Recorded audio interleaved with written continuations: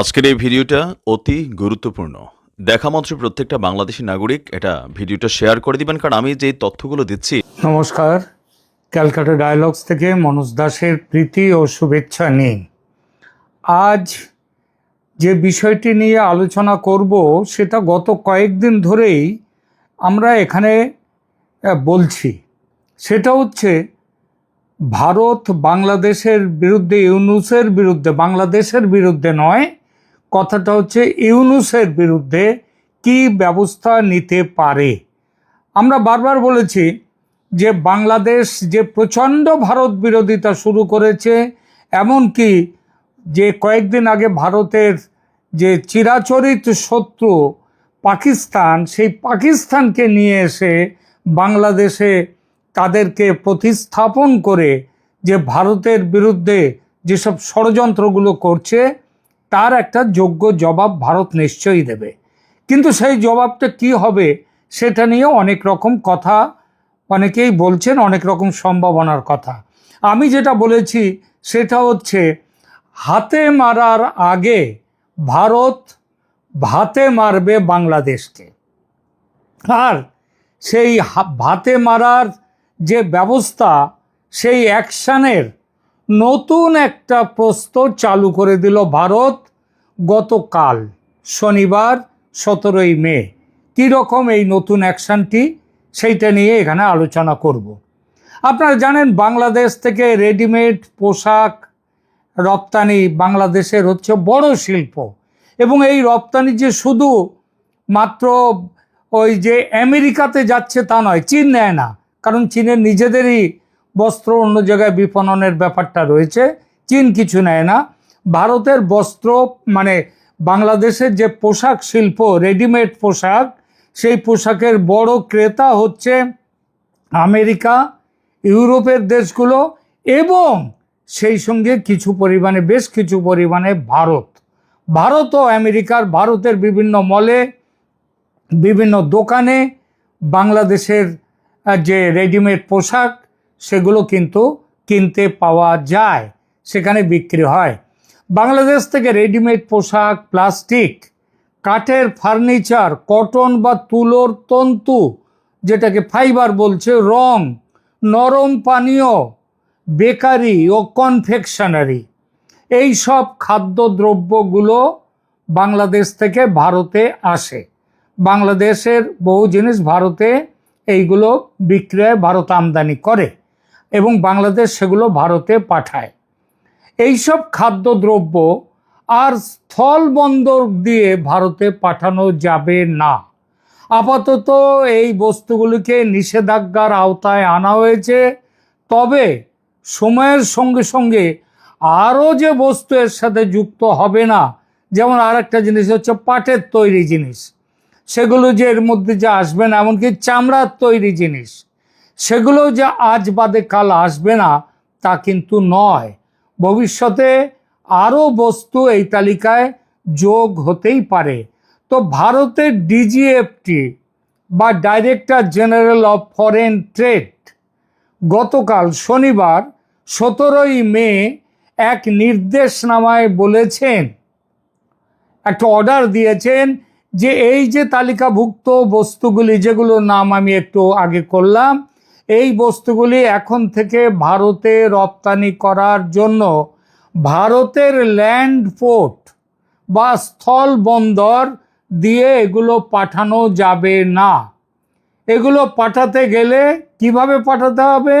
বাংলাদেশ থেকে, সেখান থেকে কোনো জাহাজে করে সমুদ্র দিয়ে সেগুলো পাঠাতে হবে কলকাতা বা মুম্বাইয়ের নাভা সেবা বন্দরে, এবং তাহলেই সেগুলো ভারতে আসবে। তাহলে বুঝতে পারছেন আগে কি ছিল।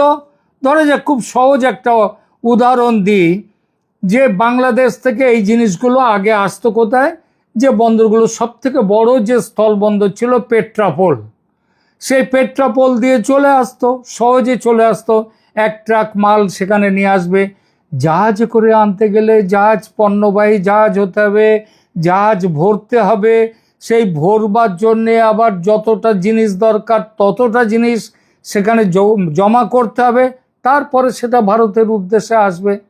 কিন্তু এখন কি হচ্ছে, এখন বলা হচ্ছে কোনো স্থল বন্দর দিয়ে পেট্রাপোল কেন, যাবতীয় যতগুলো স্থল বন্দর আছে কোনো জায়গা দিয়ে বাংলাদেশের মাল আর ভারতে আসবে না। তাহলে এই একই আদেশে এটাও বলা হয়েছে যে উত্তর পূর্ব রাজ্যগুলো, যেটাকে সেভেন সিস্টার্স বলে, এবং সিকিম, এই রাজ্যগুলোর জন্যে আগে জিনিস যেত কোত্থেকে, বাংলাদেশ সেগুলো সরাসরি তাদের ওখানে যে বন্দর, স্থল বন্দর রয়েছে, ত্রিপুরায় আছে, আসামে আছে, মেঘালয়ে আছে, তো এই জায়গাগুলো দিয়ে যে আগে যেত, এবং মিজোরামেও আছে, এই জায়গাগুলো দিয়ে যে স্থল বন্দর গুলো দিয়ে বাংলাদেশের যেসব জিনিস রপ্তানি করা হতো উত্তর পূর্বের এই রাজ্যগুলোতে, সেগুলোও এখন আর করা যাবে না। এখন সেই সুবিধাটাও বন্ধ করা হয়ে গেছে। এখন আনতে গেলে জিনিসপত্র, এখন ওই রাজ্যগুলোতেও কোনো মাল পাঠাতে গেলে সেই মালগুলো আনতে হবে কোথায়, ওই কলকাতা সমুদ্র বন্দর, কলকাতা বন্দর, এবং ওই নাভা সেবা যেটা মুম্বাই, এই বন্দর দিয়ে সেগুলোকে বাংলাদেশ রপ্তানি করতে পারবে ভারতে। এর ফলে কি হবে, এক তো সময়ের একটা ব্যাপার আছে, আর তারপরে খরচ। যারা ওখান থেকে বাংলাদেশ থেকে এই মালগুলো যারা আমদানি করবেন, তারা তো তাদের কস্ট এফেক্টিভনেসটা দেখবেন। তো আগে যেটা পরিবহনের জন্য 5 টাকা খরচ হতো, এখন সেটা পরিবহনের জন্য 5 নয় 25 টাকা খরচ হবে। আগে যেটা আসতো একদিনে, এখন সেটা 1 মাসেও আসবে কিনা সন্দেহ। কারণ ওই 7টা রাজ্যে তো বড় ক্ষতি হবে বাংলাদেশের ব্যবসার। তো এই আদেশের ফলে বাংলাদেশের রপ্তানিকারকদের মাথায় হাত। কারণ এই ব্যবস্থার ফলে ওই যেটা বললাম, পরিবহন খরচ যেমন বাড়বে, তেমনি সময়ও লাগবে বেশি, এবং একসাথে অনেক মাল না হলে পাঠানো যাবে না। ফলে চাহিদা এবং যোগান মার খাবে। আর এই দুটো জিনিস যদি তালমেল না ঘটে যদি তালমেল চাহিদা আর যোগানের, তাহলে কি হবে, ব্যবসা মার খাবে। ফলে ভারতের ব্যবসায়ীরা বাংলাদেশের দিকে না তাকিয়ে থেকে তারা অন্য জায়গা দেখবেন, হয় তারা ভারতের জিনিসই কিনবেন দেশের ভেতর থেকে, নইলে আরও দেশ তো রয়েছে, আরও দেশ আছে, সেই সব দেশ থেকে কিনবেন। তো এখন এই যে ট্রাম্পের শুল্ক নীতি চালু হলে এমনিতেই বাংলাদেশের ত্রাহি ত্রাহি অবস্থা হবে। তার উপর ভারতের এই যে ব্যবস্থা আরও বড় বিপদ হয়ে মার দেবে বাংলাদেশকে। বাংলাদেশের ব্যবসা রপ্তানি ডকে উঠবে। সংবাদে প্রকাশ, বাংলাদেশের শিল্পপতিরা ভারতের এই ব্যবস্থার কথা শুনে মাথায় হাত দিয়ে বসে পড়েছে। কিন্তু হঠাৎ কেন ভারত এমন ব্যবস্থা নিল? হঠাৎ এটা নয়, এটা গত 10 মাস ধরে বাংলাদেশের ইউনূস সরকার যে ভারত বিরোধিতা তাদের মূল মন্ত্র করে তুলেছে, যেভাবে ভারতের বিরোধিতা করার জন্যে পাকিস্তানের সাথে বন্ধুত্ব করেছে, যেভাবে চীনকে ডেকে নিয়ে আসছে ভারতকে টাইট দেওয়ার জন্যে, ভারত বসে থাকবে? ভারত বসে তো থাকবে না। সুতরাং তাছাড়াও আরও একটা, ইউনূস সরকার তো আরও অনেক কাজ করেছে। গত মাসে মানে 13 এপ্রিল তারিখে ভারত থেকে স্থল বন্দর দিয়ে কটন মানে তুলো আমদানি নিষিদ্ধ করেছিল বাংলাদেশ। কি বলেছিল স্থল বন্দর দিয়ে আসবে না, ভারতকে যদি তুলো পাঠাতে হয় সেটা পাঠাবে বাংলাদেশে সমুদ্র দিয়ে জাহাজে। ভেবেছিল খুব একটা টেক্কা দিলাম ভারতকে, সেই ব্যবস্থা ছিল।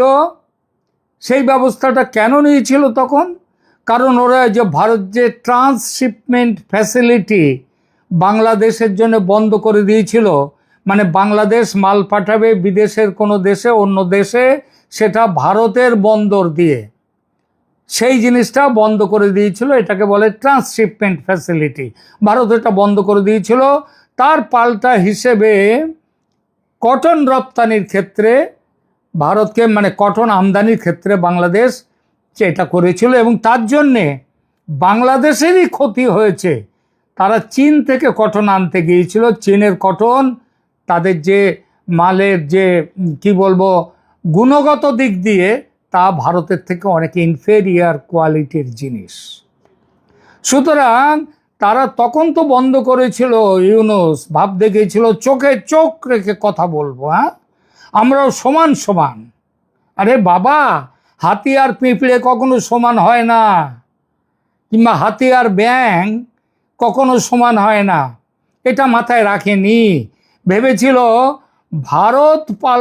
ভারতকে খুব টাইট দিলাম, কিন্তু পাল্টা ব্যবস্থা নিলে বাংলাদেশের কি ক্ষতি হতে পারে, বাংলাদেশের ওই কি বলবো আহাম্মক বলবো নাকি উজবুক বলবো, না বোকা শোকা লোকদের যাদের হাতে এখন বাংলাদেশ পড়েছে, এরা বুঝতে পারেনি ভারত পাল্টা ব্যবস্থা নিলে বাংলাদেশের কি ক্ষতি হতে পারে। সেটাই হলো এবার। ভারতের পাল্টা ব্যবস্থায় চোখে সর্ষে ফুল দেখবে এবার বাংলাদেশ। সবাই জানেন বাংলাদেশের বড় শিল্প হলো রেডিমেড পোশাক। দেশের বিদেশি মুদ্রার সবচেয়ে বড় যোগানদার হলো এই পোশাক শিল্প, রেডিমেড পোশাক। ট্রাম্পের ট্যারিফ বা শুল্ক নীতি আপাতত 90 দিনের জন্য স্থগিত আছে। সেই 90 দিনের বেশ কিছুদিন ইতিমধ্যে অতিক্রান্ত। তার মধ্যে ওই মানবিক করিডোরের নামে বাংলাদেশে এসে ঘাঁটি গেড়ে বসেছে আমেরিকা। কিন্তু দেয়ার পাওনাটা শেষ হয়ে গেলে আমেরিকা তখন তো আর তাকাবে না, তখন তো বলবে যে ট্যারিফ আমাদের দিতে হবে। সেই ট্যারিফ দিয়ে বাংলাদেশ কতটুকু ব্যবসা করতে পারবে পোশাক শিল্প।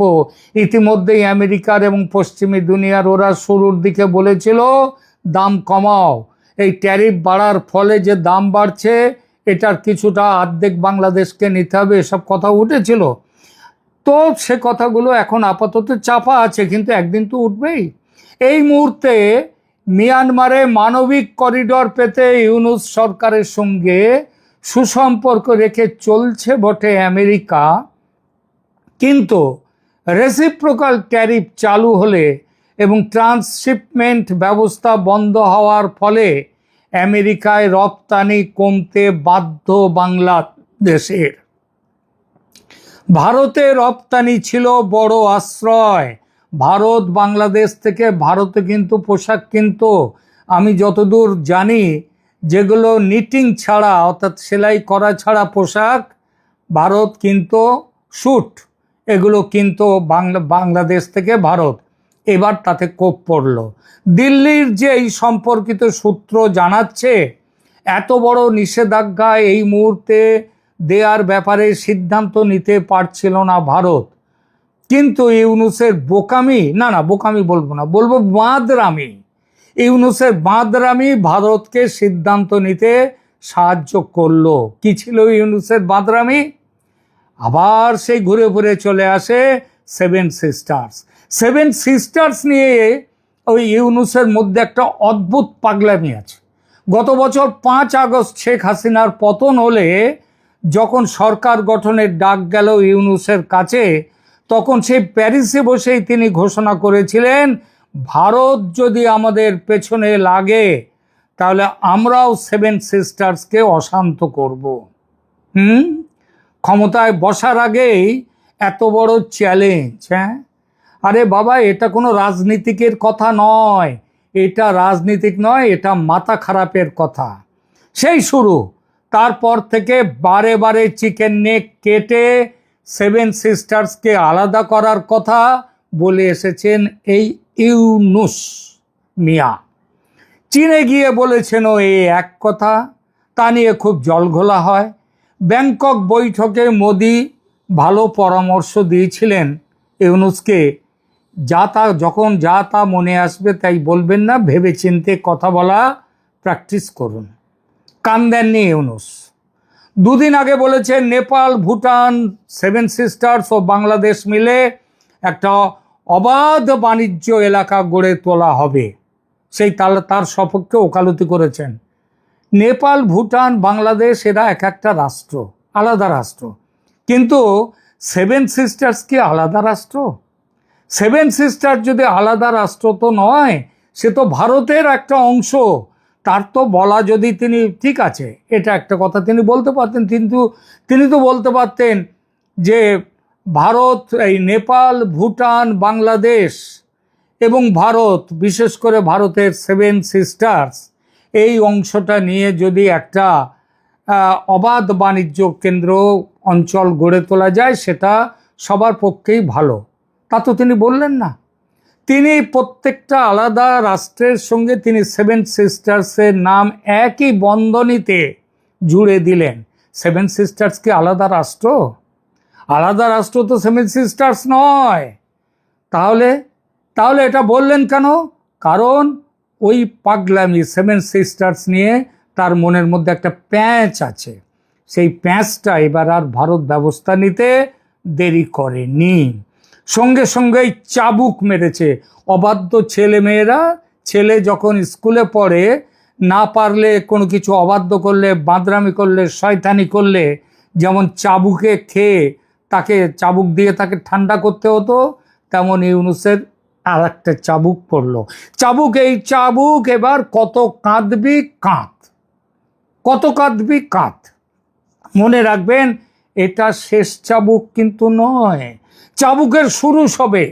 এরপর একে একে সমস্ত বিশেষ ব্যবস্থা যা ভোগ করে বাংলাদেশ, একটা একটা করে প্রত্যাহার করা হবে। তুরস্কের মতো বাংলাদেশও আছে পাকিস্তানের পক্ষে। এমনকি যুদ্ধের জন্য প্রস্তুত থাকতে বাহিনীকে পরামর্শ পর্যন্ত দিয়েছিলেন মোহাম্মদ ইউনূস। তার এক উপদেষ্টা গোছের, তার খুব কাছের লোক, প্রাক্তন সেনাকর্তা লেফটেন্যান্ট জেনারেল ফজলুর রহমান, তিনি বলেছিলেন কি?